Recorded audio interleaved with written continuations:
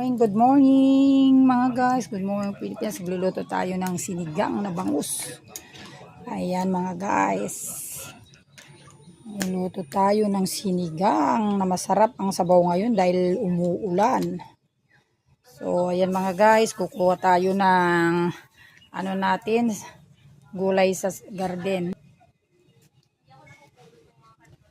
Kuha tayo ng ayan mga guys, ang ating sinigang sa santol na bangus. So kukuha tayo sa ating garden ng dahon ng kamote. So ayan mga guys, kuha tayo ng dahon ng kamote sa ating garden. Ayan pa lang, kung makikita nyo ang ating kalangitan ay ayan mga guys, ang araw ay makulimlim dahil katatapos ang bagyo at ayan may parating na naman.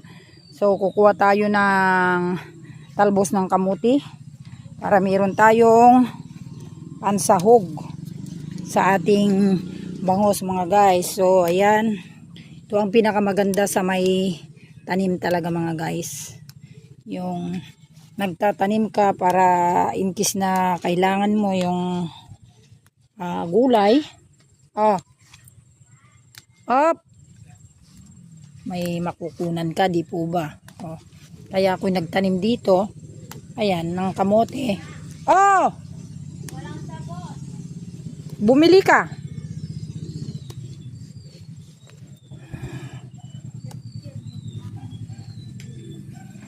Hawakan mo nga muna to. At ilagay sa pangsigang yun eh. Dali. Wala dito yung humingi ka na lang dun. Doon sa lalagyan, yung nilagay niya daw sa ibabaw kamo. Ilagay mo sa lababo yan ha. Yung 15 yun, bili ka na isang jumbo sabay. Yan mga guys, ang aking mga tinanim. Hindi pa po, hindi ko pa nalilinisan yung mga tanim kong eggplant. Ito nga mga guys. So, na natin. Lalagyan naman natin ng kunting dahon. Kung makikita nyo, ayan, napakasarap po yung kulitis. Ayan po yung mga eggplant. At hindi ko pa nalilinisan.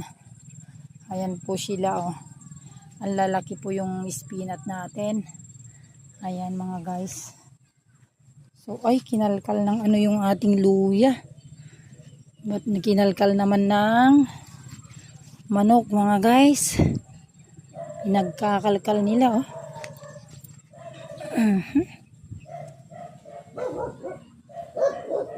Kinalkal, ito po yung luyang tanim namin mga guys.